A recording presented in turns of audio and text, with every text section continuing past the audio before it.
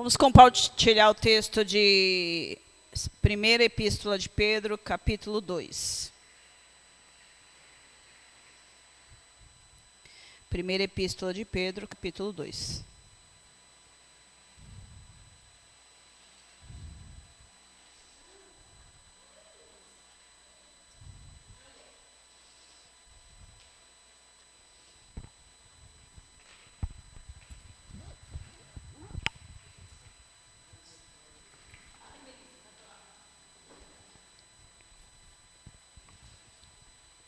Primeira Epístola de Pedro, capítulo 2.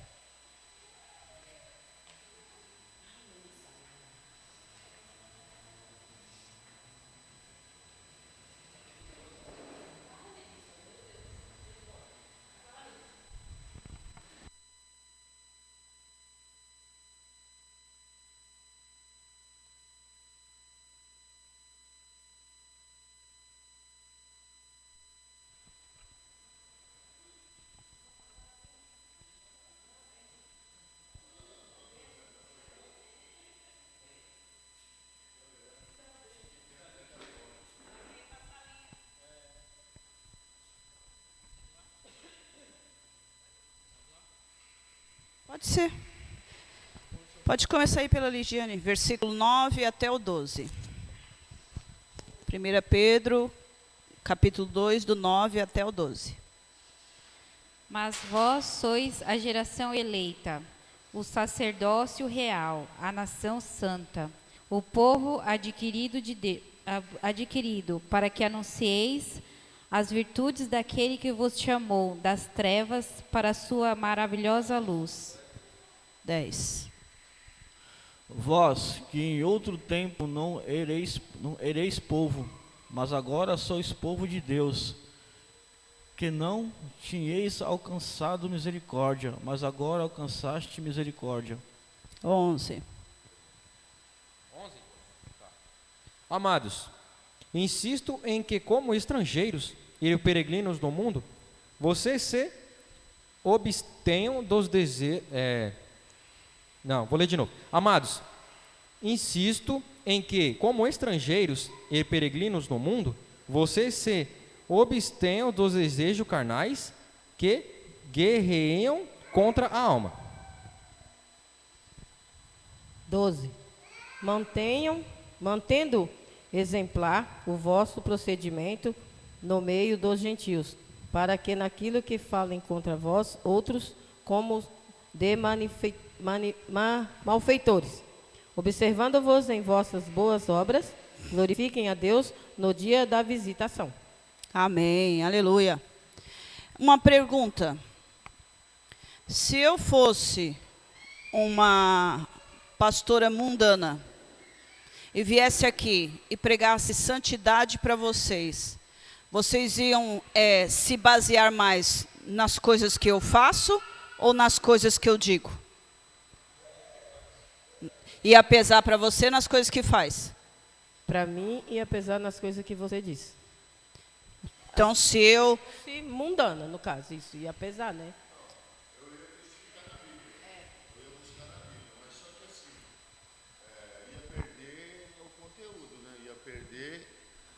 A pessoa que está pregando a palavra ia perder assim a sua autoridade, né? Porque como é que você fala para a gente fazer, mas você mesmo não faz? Aí complica, né? É isso que eu quero saber. O que ia pesar?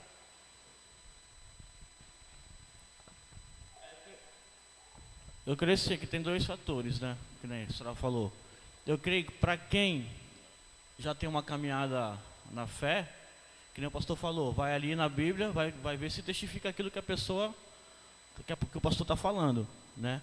Agora, se é uma pessoa que está começando, está iniciando a caminhada, eu acho que ela vai se basear muito pelas atitudes do pastor. Certo. Eu creio assim, eu acho, né? Certo.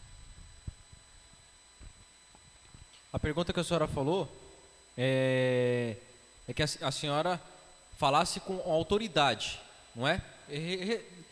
Resume para mim de novo a pergunta da senhora. Eu vou dar um exemplo mais prático. Eu xingo palavrão. Falo pornografia. Aí eu chego aqui no dia do culto E fala, irmão, vocês não podem xingar palavrão, isso não agrada a Deus. Vocês não podem ficar falando pornografia, porque isso é lascivo, entristece o Espírito Santo. O que ia pesar para você, o que eu faço ou o que eu falo? O que ia pesar, simplesmente eu ia ver que a senhora não tinha autoridade. Então falar você aquilo. ia jogar fora tudo que eu dissesse. Tudo Por que a eu não senhora ter dissesse, moral e nem autoridade para dizer o que eu estava dizendo. eu não ia olhar para a senhora como autoridade, porque a senhora não está vivendo o que está falando. Certo. A palavra de Deus fala, isso eu estou falando quem lê Bíblia, né? Não vamos generalizar assim, todo mundo vai saber, não. A palavra de Jesus fala, Ele é a palavra, Ele é o caminho e a vida, né? Ele é o caminho, a verdade e a vida. E assim, eu tenho esse entendimento, por quê? Porque eu estou lendo. A palavra de Deus fala assim, que a gente vai conhecer o profeta pelos seus frutos. Certo. A palavra de Deus fala isso. Vamos a um exemplo mais prático, então. Nós que somos mães, né? A gente quer repreender o filho para não mentir. Mas o filho, todo dia, vê a gente mentindo. Ele vai copiar quem? Nós que somos a mãe, a referência. Tá certo? Agora, se Jesus não tivesse a vida que ele tinha de santidade, irrepreensível e perfeito, a gente ia pagar o preço para ser cristão se a gente não tivesse essa referência? Não ia. E é sobre isso que a gente vai falar hoje. A nossa responsabilidade de conduzir as pessoas a Cristo através do nosso modo de viver. Olha o texto que você leu no início. Tá certo? Olha a oração que você fez. Que o Senhor me ajude a praticar a palavra para servir de exemplo para os irmãos. Querendo ou não, a gente vive de exemplo. Não tem como a gente conviver com as pessoas, principalmente dentro do círculo cristão, falar de idoneidade, de moral, falar de verdade, falar de amor, se eu não vivo, não adianta eu falar. Por quê? Nós falávamos numa outra feita lá na célula, de que nós temos que ser influenciadores. Até comentamos, quem tem mais influência no mundo, Neymar ou Silas Malafaia? O Neymar. Todo mundo conhece o Neymar. E nem todos conhecem o Malafaia. Tá certo? Agora, se lança um produto, vamos lá, um salgadinho, coloca o Neymar para comer o salgadinho. Todo mundo vai querer comer o salgadinho? Porque o Neymar, você tira a prova das dancinhas que ele faz. O povo quer lançar música, manda para ele ouvir, ele inventa uma dancinha e lança. Todo mundo vai conhecer a música. Agora põe o Silas Malafaia para fazer dancinha no TikTok, para ver se vai funcionar. Então a influência, ela tem muito poder. Os meus vizinhos podem dizer que eu sou cristã? Os meus vizinhos veem exemplo da minha pessoa como vizinha? As minhas palavras, como você e o pastor falou, que para quem é crente vai olhar na Bíblia e vai falar, não, eu vou me proteger porque ela não é testemunho, mas eu sigo a Jesus. Meu foco é Jesus. Mas para quem ainda é fraquinho e novinho na fé, não vai ter esse discernimento. E para o mundo, a gente não vai ter essa influência. Porque o que Jesus fala? Se o sal perder o seu teor de sal, é jogado fora e pisado por todos. Se perde o valor. E aí a gente vê aqui que Pedro ele discorre todo esse texto dizendo quem nós somos na presença de Deus. E o versículo 11 está dizendo assim: a vós absterdes das paixões carnais, que fazem guerra entre a alma. E o versículo 12 termina: mantendo exemplar o vosso procedimento no meio dos gentios. Então, quer dizer, o nosso exemplo no meio aí fora tem que ser primordial para enaltecer e glorificar o nome de Jesus. Ontem eu estava vendo um vídeo que você ia gostar. Um pastor, muito requintado, vestido num paletó muito bonito, estava falando assim, o crente pode jogar na Mega Sena da virada? E ele está dizendo, pode. Por quê? Se dentro da lei brasileira jogar pode, então pode. Porque é permitido, César permite, então ele pode. Aí eu fiquei pensando, se o governo assinalar que pode abortar, os crentes também podem abortar? Se assinalar que pode usar droga e permitir a droga, os crentes também vão usar droga?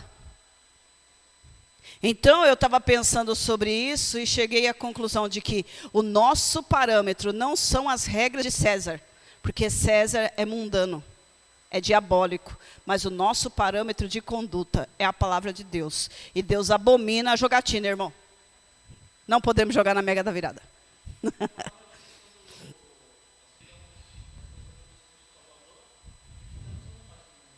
Não. Olha aqui. Versículo 9. Nós somos tudo isso aqui que o Senhor falou, a fim que proclamemos a virtude daqueles que nos chamou das trevas para a sua maravilhosa luz. Então nós temos que entender que o nosso relacionamento com o Senhor serve de testemunho e referência para as pessoas que estão à nossa volta, independente de quem seja.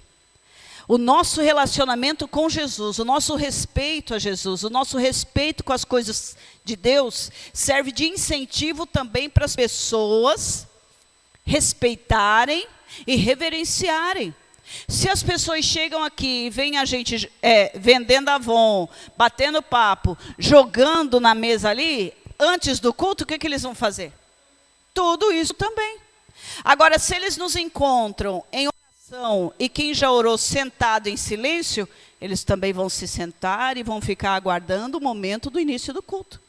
Porque quem chegar depois de nós vai nos ver como referência e exemplo.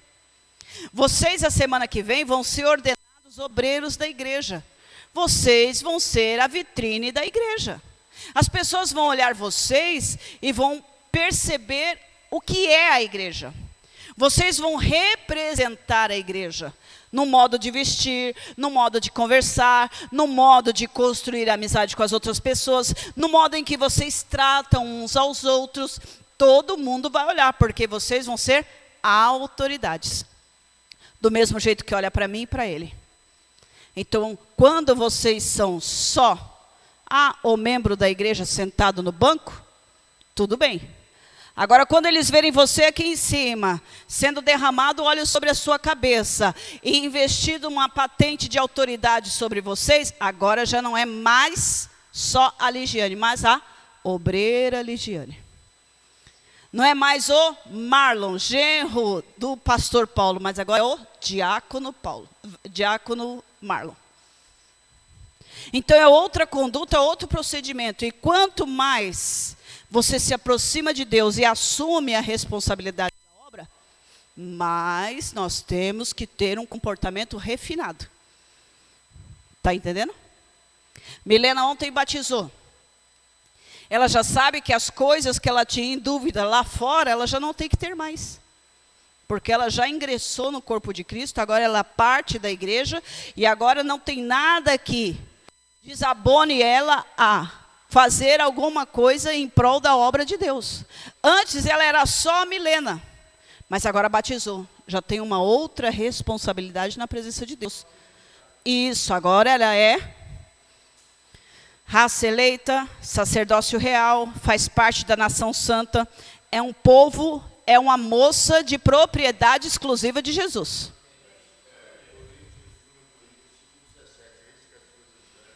Se passaram. Sim, depois do batismo, tudo se faz novo. Nova história, nova vida, novo procedimento, nova conduta. Vocês entendem até aqui?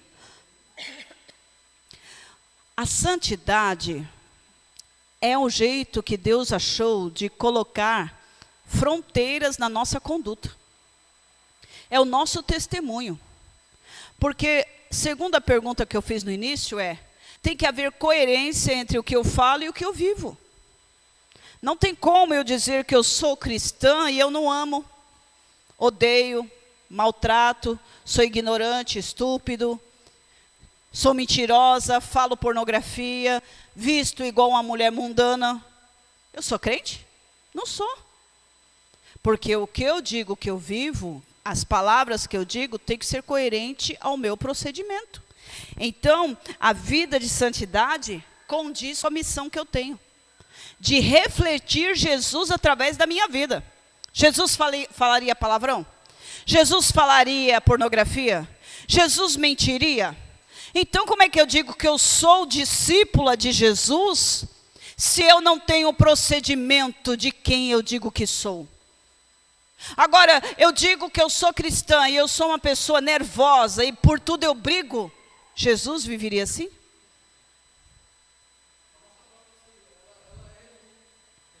Hã? Gente, as nossas... Sim. Passa o microfone lá para a Ligiane. A nossa conduta vai falar mais do que as nossas palavras. E a gente muitas vezes nem precisa dizer quem é. As pessoas vão ver. Tá certo? Pode falar.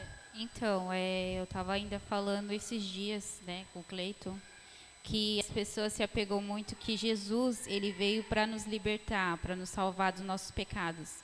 Mas ele também veio para nos provar que como homem, como carne, pode ser também reto, íntegro e santo. Sim. E isso é uma prova de que uma pessoa em carne pode ser santa sim. Sim. Porque ele foi santo, ele não pecou, e assim como ele não pecou, a gente também tem que buscar não pecar.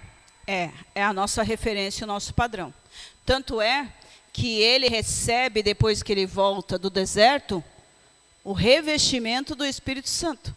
Ele não precisava, mas ele recebeu, porque lá na glória, em Filipenses 2, diz que ele deixou toda a glória de Deus. Lá, se fez ser humano, para viver isso que você está falando. Parâmetro de santidade, de verdade. E também parâmetro de poder. Jesus é o nosso parâmetro de poder. Então, se ele diz que nós faríamos coisas maior do que ele fez, é porque nós podemos, a partir do momento que a gente tem ele como referência, parâmetro, régua de medir. Então, se ele foi santo, irrepreensível e cheio do Espírito Santo, nós também podemos ser. Só que ele tinha uma vida de oração, ele era focado, disciplinado, dedicado, fervoroso em oração. O foco dele era fazer a vontade do Pai. Agora, e nós? Qual que é o nosso foco?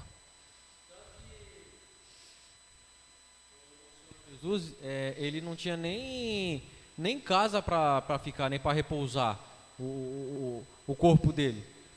Ele não tinha tempo nem para dormir direito. Sim. E o foco dele era fazer a vontade do Senhor. Então, para a gente pelo menos pensar, a gente ter autoridade para falar que somos discípulos, temos que deixar mais das nossas vontades para poder fazer a vontade do Senhor. Porque as nossas negar vontades, a si mesmo, né? ela implica na nossa conduta. Porque se você tem tempo para fazer suas coisas, automaticamente você não tem tempo para fazer as coisas de Deus. E as coisas de Deus você só faz igual Romanos 12:12. Sejam pacientes alegrem-se na esperança, sejam pacientes na tribulação e perseverem na oração. É a perseverança, é a insistência. Né? É igual, peço ali, será dado, busca encontrar, não, todos esses textos que vocês conhecem. Então é o foco, a insistência. Negar a cruz. Isso é negar a cruz. Amém. A nossa santidade reforça. Isto, negar a cruz não, tomar a cruz. A nossa santidade reforça a nossa missão. A proclamação do Evangelho. Porque há coerência entre o que você diz e o que você vive. A falta de santidade vai enfraquecer a missão. Porque as pessoas não vão dar crédito. Quantas vezes você passa por aí e fala, aquele cara é pastor, mas ele é tão pilantra. Eu nem vou naquela igreja porque aquele obreiro, ele faz um monte de falcatrua, ele é isso, ele é aquilo. Para ser crente igual aquele, eu nem preciso ser, porque eu sou mais certo do que aquele crente que está lá fora. Então, é importante a gente saber que a santidade está diretamente ligada à nossa missão diante de Deus. Porque foi o que a gente viu aqui. Mantendo exemplar o vosso procedimento no meio dos gentios, para que naquilo que falam contra vós outros, como de malfeitores, observando as suas boas obras. As pessoas podem falar de você o que quiser, mas tem que olhar as suas boas obras e vai dizer, não, aquilo que fulano falou lá do irmão não é, porque o jeito dele é totalmente diferente. Falar, todo mundo fala, mas e o fruto da pessoa? E a conduta da pessoa? E então o Senhor diz que nós temos a missão de, como igreja, proclamar o Evangelho. E a pergunta é, o que é o Evangelho para você? Em poucas palavras. Já começo com você, já que você está aí com o microfone na mão. Fala o que você ia falar e depois responde sobre o Evangelho. Não, eu ia falar que um exemplo que nós temos na Bíblia, apesar de ter sido antes de Jesus, mas foi o juiz Eli, né? Os filhos deles começaram a dar mau testemunho lá na função do sacerdócio. Sim. Tanto que cada ano que passava se diminuiria o número de pessoas que iam lá para poder levar suas ofertas ao Senhor, né? E estimulava até o pecado dos outros, né? Porque a Bíblia diz que as mulheres sem vergonha ficavam lá na porta do templo para poder desfrutar da carnalidade dos filhos do sacerdote. Que coisa terrível. O evangelho para mim, é igual a palavra fala, né? É as boas novas do reino de Deus. Certo. O evangelho, o que significa o evangelho é que Deus, ele quer se reconciliar conosco. Porque o pecado, ele fez com que a gente se separasse do Senhor. Sim. Então, o evangelho, Deus enviou Cristo, né? Cristo, ele foi exemplo, desde do nascimento dele até a ida dele aos céus. O evangelho é uma reconciliação, para a gente morrer para o mundo e viver para Cristo. Amém. Eliane, pastor? É isso aí mesmo que o Marlon falou. Para mim, o evangelho é isso, é morrer para o mundo e nascer para Cristo, né? Falar palavrões, não se exaltar, ser manso, né? Que nos falta um pouco, que às vezes somos tão estúpidos e falhos, né? Mas a gente tem que perseverar na oração, né? Para buscarmos a Deus de verdade e mostrar que mudamos. Amém. Isso para mim é ser evangelho. Glória a Deus. Pastor? Que tudo está relacionado ao amor, né? Porque o homem, ele nasceu para poder amar a Deus, né? Ter adoração por Deus. E o homem se afastou através do pecado. Então, agora o homem, ele vive buscar algum subterfúgio que possa alimentar a alma dele, e não consegue. Então, é quando ele cai, quando o Senhor vem e o resgata, né? E aí ele muda totalmente, quer dizer, muda não, ele volta à sua primeira natureza, né? Que é antes de Adão pecar, através de Jesus Cristo. Então, por isso, ele começa a ter uma conduta correta, e ele vê que então ele começa a ser preenchido, começa a ter paz, começa a ter tranquilidade de vida, e isso que ele não conseguia em outro lugar. E para manter precisa ter manutenção, precisa ter força, vigor, busca, porque o reino de Deus é conquistado à força, né? Quer falar o que é o Evangelho? Eu vejo o Evangelho como exemplo, tipo assim, que mesmo a gente sendo falhos, muitas vezes errando, o Evangelho ele vem nos mostrar que é possível haver mudança na gente, através da palavra do Senhor Jesus, que a cada ano vem ficando cada vez mais forte, embora muitos estão se apostatando, né, mas a palavra está aí. Como o Senhor diz, a palavra não vai passar, tudo vai passar, menos a palavra. Então eu creio que o Evangelho ali é uma esperança, né? Uma esperança que para que possamos realmente haver mudança de caráter na gente, e como a Ligiane comentou, para que possamos ser santos, igual Amém. Jesus, Amém. para que tenhamos direito à salvação. Então, também eu vejo o Evangelho, como diz, né, já é dito, é uma regra de fé. Então, ele nos ensina o bem e o mal, o caminho, a verdade, né? Amém. que é o que devemos seguir. Então, se não fosse o evangelho, a gente não saberia qual é a vontade de Deus para a nossa vida. Verdade. Então, ele foi deixado já para isso, para a gente saber qual é a vontade. Deus mostra o bem e o mal, qual lado você quer seguir, né? Então, se não fosse isso, a gente, como diz a própria palavra, conhecereis a verdade vos libertará.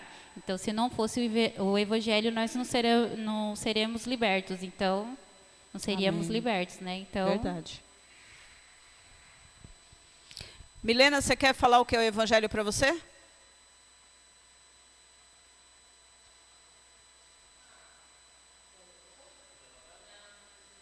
Não vai deixar ela, tá tímida ainda.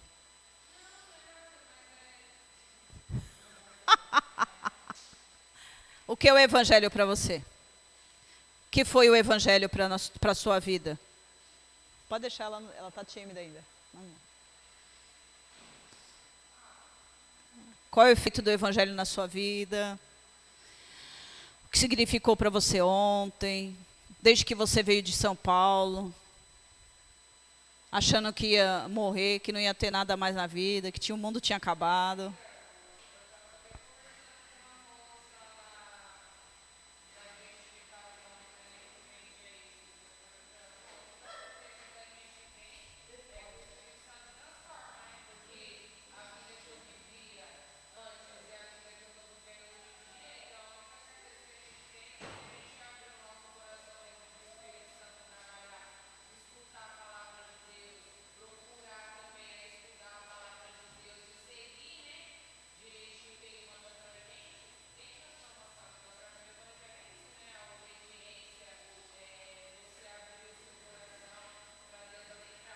Amém. Verdade. Top, né? Verdade. Já está evangelizando. Olha só que bênção, né? Isso mesmo. Eu quero acrescentar também, quero dar minha opinião, baseado no texto de Isaías, capítulo 61. Se os irmãos quiserem guardar esse texto. Isaías 61 está falando também o que é o evangelho. O Espírito do soberano, o Senhor, está sobre mim, porque o Senhor ungiu-me. Isaías 61, versículo 1 até o 3. Quebra não, nenê? Isaías 61, do 1 até o 3. O Espírito do soberano, o Senhor, está sobre mim, porque o Senhor ungiu-me para levar boas notícias aos pobres. Boas notícias aos pobres. Enviou-me para cuidar dos que estão com o coração quebrantado. Cuidar do coração quebrantado. Anunciar liberdade aos cativos e libertação das trevas aos prisioneiros. Liberdade aos cativos é libertação do poder do pecado. E libertação das trevas é a libertação da pessoa que está nas garras de Satanás. Tá bom? Então, influência do pecado e poder de Satanás sobre a vida da pessoa. Então, o Senhor me enviou para anunciar liberdade aos cativos e libertação das trevas aos prisioneiros, para proclamar o ano da bondade do Senhor e o dia da vingança, para consolar todos que andam tristes e dar a todos os que choram em Sião uma bela coroa em vez de cinzas e óleo de alegria em vez de pranto, um manto de louvor em vez de um espírito deprimido. Eles são chamados carvalhos de justiça, plantio do Senhor, para a manifestação da glória de Deus em nome de Jesus. Então, nós vemos aqui que o evangelho também é isto. Além da aproximação, da reconciliação do ser humano com Deus através de Jesus, a transformação de vida que a Milena comentou, e também o consolo, o refúgio, o abrigo, a mão forte do Senhor a nosso favor. Amém? Aleluia. Pedro, quando escreve essa epístola e faz referência à igreja, ele usa dois textos. O primeiro está em Êxodo 19, versículo 5 e versículo 6. Êxodo 19, versículo 5 e versículo 6. Versículo 5. Agora, pois, ser diligente. A pessoa diligente é a pessoa zelosa, a pessoa cuidadosa, dedicada e entusiasmada. No início dessa lição, nós falávamos sobre a apatia espiritual, a frieza espiritual. Ao contrário disso, a pessoa tem que ser agora entusiasmada, cuidadosa e zelosa com as coisas de Deus. Não pode tratar as coisas de Deus de qualquer jeito. Por isso que, irmãos, piada de internet que envolve as coisas de Deus, corta da sua vida. Não fica vendo vídeos, porque você está dando dinheiro para essa pessoa profanar o que é santo. Brincadeirinha com línguas estranhas, corta isso. Porque as línguas estranhas são sagradas. E a gente não tem que ficar dando ibope para esse tipo de pessoa. Piadinha de crente. Você vê que os crentes hoje, muitos que estão aí na internet, estão para fazer chacota com as coisas de Deus, chacota com os crentes. Então a gente não tem que dar ibope. Você está lá, está passando os vídeos, está vendo esse tipo de coisa, não dá ibope. Porque se você vê mais de 3 segundos, você já está dando dinheiro para essa pessoa. Então, tudo que profana as coisas de Deus, você tem que cortar. Isso inclui programa de televisão, filmes e daí por diante. Então, agora seja diligente. Ouça a voz do Senhor e guarde a aliança. Hoje o pastor vai estar aqui ministrando a ceia. E a mensagem da ceia é a nova aliança no sangue de Jesus. Jesus morreu por você, para que você seja salvo, e deixou para nós o exemplo para que sejamos santos e irrepreensíveis. Você é a noiva de Jesus, e você tem um compromisso com Jesus. E Ele te deu uma aliança, Ele deu a própria vida dEle para você. Efésios capítulo 5 diz que Jesus deu a vida pela igreja. Ele morreu por nós. E ele fala, o bom pastor dá a vida pelas suas ovelhas. E ele deu a vida dele por nós. Então temos essa responsabilidade. Quando você pensar em pecar, quando você pensar em entristecer o Espírito Santo, acontecer alguma coisa que vai entristecer o Espírito Santo, pensa, Jesus morreu por mim, eu não posso fazer isso. Eu não posso pensar desse jeito. Eu não posso falar desse jeito. Eu não posso vestir essa roupa. Porque Jesus morreu por mim. Eu não posso me comportar dessa maneira. Porque Jesus morreu por mim. Eu tenho uma aliança com Ele. Eu tenho um compromisso. Eu tenho que honrá-lo. Ele está aqui comigo. Foi o que o pastor falou. As coisas velhas já passou. Tudo agora é novo na presença de Deus. Então, ouça a voz do Senhor e guarde a aliança que Ele tem com você. Então, você será a propriedade particular de Jesus, porque Ele comprou você com o sangue dEle. Não foi com ouro e não foi com prata, mas foi com o sangue precioso do Senhor. Toda a terra é de Deus, mas você é parte especial dEle. É mais íntimo. Você vê que Jesus tinha 12. Depois ele tinha 3 amigos mais próximos, mas ele só era íntimo de um, que era João. Versículo 6.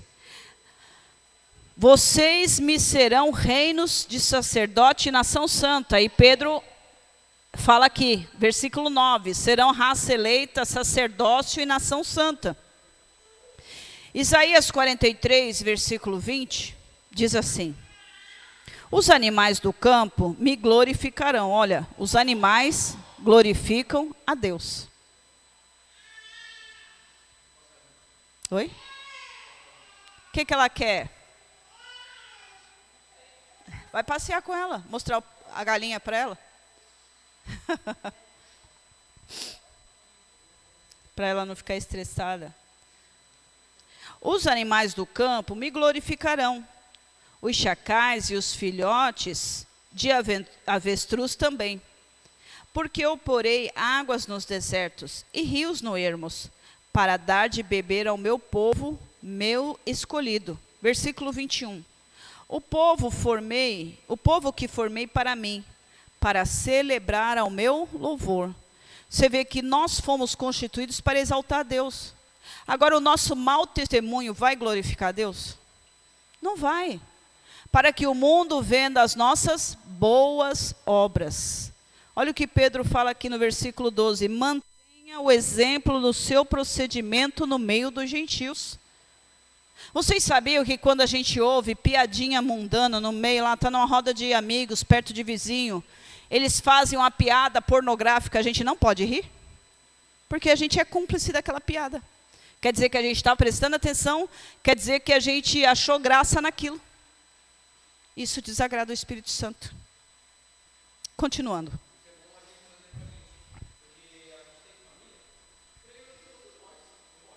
É. Tosca, né? E é igual aquele filme que eu e a Gabriela assistiu. O que faria Jesus, né? Nesse momento. Em meus passos, o que faria Jesus? Em meus passos, né? O que faria Jesus. Às vezes a gente dá risada para não constranger a pessoa. Porque a A pessoa gente está errado. é família. Está errado, muitíssimo errado. Só que a gente não tem que se apegar nessa ocasião. Ah, a pessoa não vai gostar. E aí que ela não gosta? O problema é dela. O importante é agradar a Deus, Ele está errado? né? Então a gente tem que fechar a cara mesmo, ó. Não gostei. Ah, vai dar risada? Não gostei. Essa piada está sem graça. Aí pronto. Aí fala assim, você é um crente sem sabor mesmo. Você não gosta de nada. Mas amém. O importante é agradar o Senhor. Sim, isso mesmo. Nós temos que entender que a gente vive no coletivo. Tá bom? A salvação é individual, mas a gente vive em família.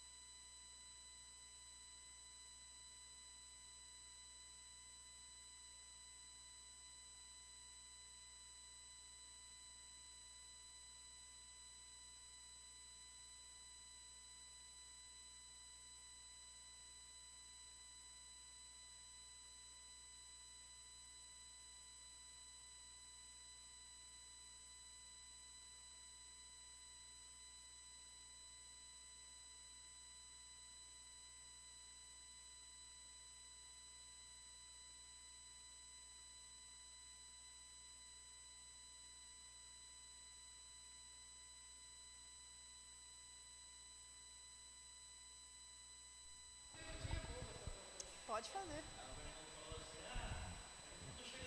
Aê.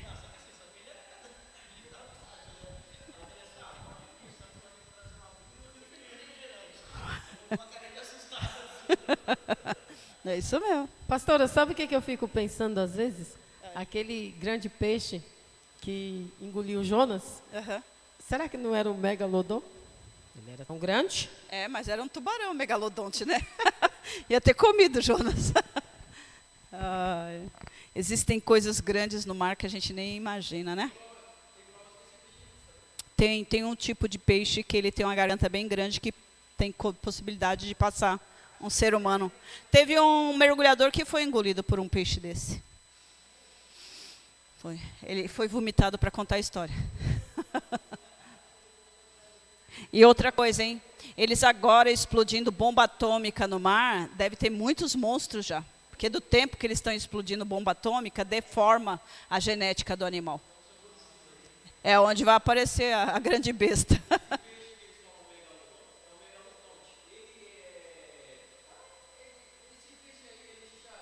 milhões de anos, sei lá. Existiu, né? Segundo eles falam. Não existiu, não. Eu acho que ele existe, porque tem os dentes. Bom, enfim, amém. Eu quero dizer que tem muitas coisas no mar que a gente não conhece. O homem explorou 5%. Não sabe? E ainda querem ir para a Lua, nem explorou o mar.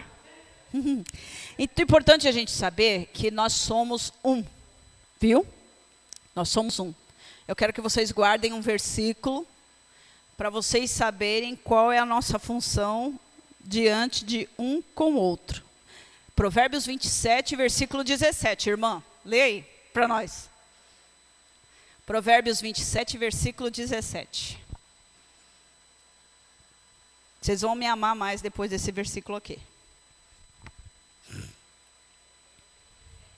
27, 17. Fica até fácil de guardar.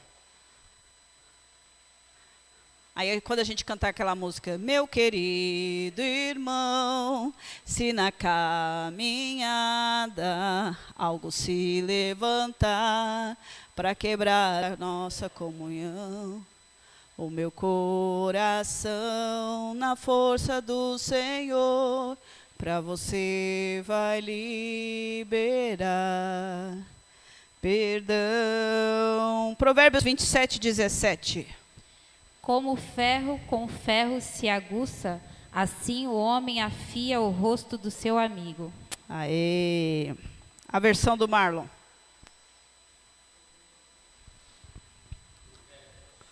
27, 17. Assim como o ferro afia o ferro, o homem afia o seu companheiro. Aê, irmão! Nossa, aqui, ó. Passa o bracinho aqui, irmã. Ó, vamos se afiar. Vamos se afiar. Aí, ó, irmão, ó. Viu? Eu sou o seu ferro. Você é meu ferro, você vive me afiando. Fia aí, irmão. Passa a bactéria. Fia aí, irmão. Viu? Esse é duro demais, né? Isso aqui, ó. Isso aqui é uma demonstração para a gente saber se a gente ama verdadeiramente nosso irmão. Então, nós estamos aqui para um moldar o outro. Ontem eu estava vendo um jogo de baralho lá na chácara. E eu vi que a irmã aqui, ela é top da galáxia. A menina aqui é zica, brava igual uma onça. Eu só observando ela nervosa, que o povo não estava entendendo o jogo. Eu falei assim, Senhor, ajuda minha irmã. É por isso que ela fala que a gente tem que ser mansa. Ela está falando para ela mesma. Né, Eliane? A gente só se refere. A gente, quando tem o Espírito Santo, a gente olha para nós mesmo. Porque a gente sabe que a gente não pode criticar os outros, porque a gente também é cheio de defeito. Então. Porque a gente se parece demais. A gente é casca grossa, como diz ele, é aço duro. Fomos forjados no fogo, né? E aí a gente percebe que assim, a paciência, a longanimidade, sabe, a mansidão, gente, mansidão para mim, Senhor, esse menino aqui vive me ensinando mansidão. Esse é o ferro que afia a minha vida. Porque assim, dizer que eu sou mansa, irmãos, eu não sou. Não, eu estou tentando, eu mudei demais, mas ainda tem muito que melhorar. Para o padrão do meu status hoje, como ministra do Evangelho, eu tenho que dar muito mais exemplo. Eu tenho que chegar na mansidão de Jesus. Raça de víboras. Quem ensinou vocês a fugirem da ira vindoura? Então, irmãos, tem que ser mais manso. Eu tenho que ser mais manso. Eu sou muito ignorante no falar. Eu sou muito abrutalhada no falar. Você é uma delicadeza em pessoa. Eu estava falando para o Paulo essa semana, né? Falei, Paulo, se eu não orar, o eu fica lá na grade. Quero sair. Preciso mudar, sim, para poder ser cada dia melhor. Fala.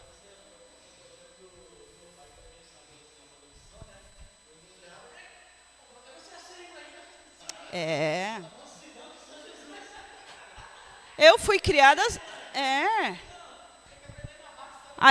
Eu, por exemplo, eu fui criada debaixo de surra, pontapé e estupidez. Eu fui criada debaixo de estupidez. Então, delicadeza para mim não era fazer parte do meu dicionário. Bicho bruto. Palavra, né? Quando eu era bebezinha, eu era feio, eu tive que aprender a andar sozinha. Não tinha ninguém para carregar.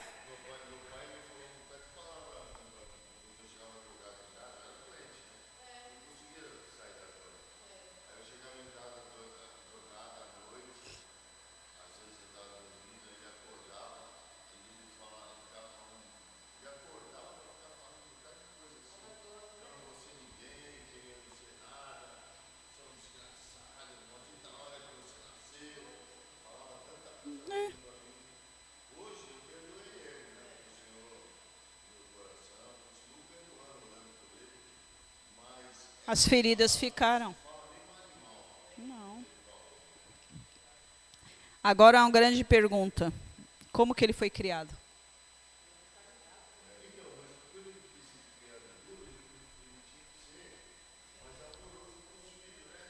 Sim, eu concordo com você. Mas assim, o ser humano ele não muda se ele não tiver conhecimento. No caso do seu pai, por exemplo, é assim, ele só viveu para trabalhar, nunca pegou num livro na vida. E se não muda aqui, não muda aqui.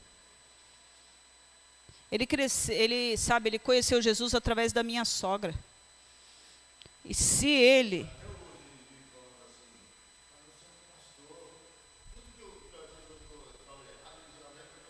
Sim.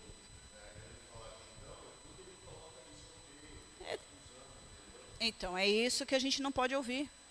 Por isso que a gente tem que vigiar. A gente é ser humano, mas a gente não...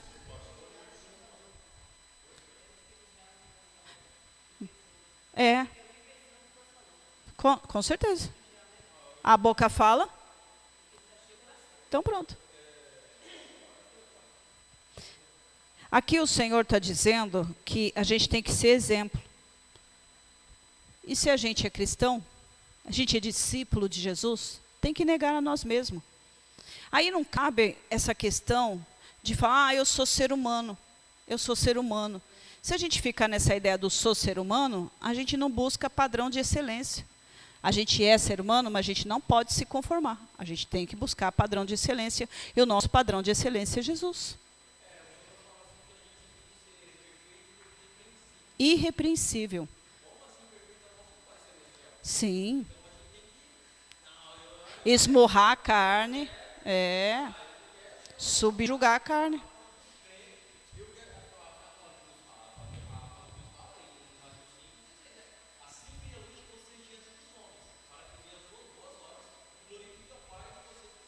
Sim. É o parâmetro, a régua. Olha só, dentro disso que o pastor está falando, a gente é ser humano. A gente é.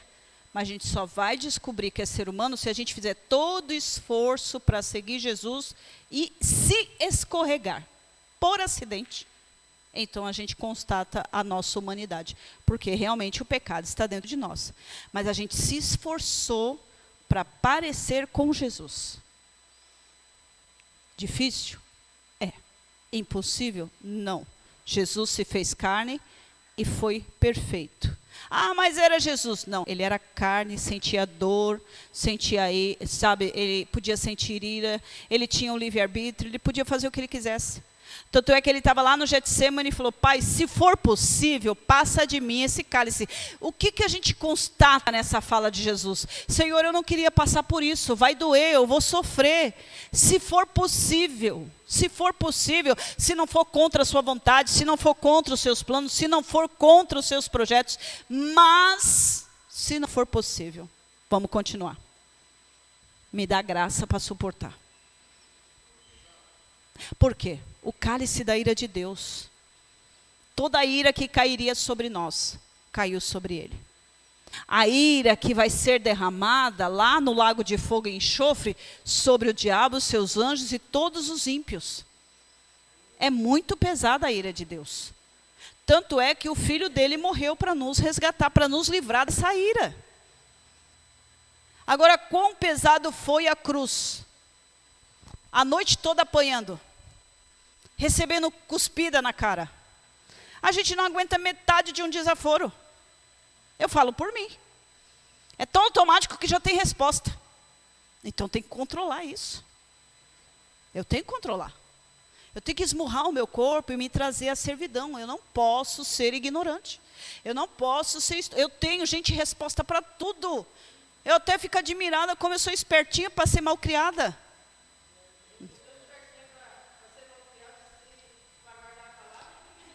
É. Mas é. Sim.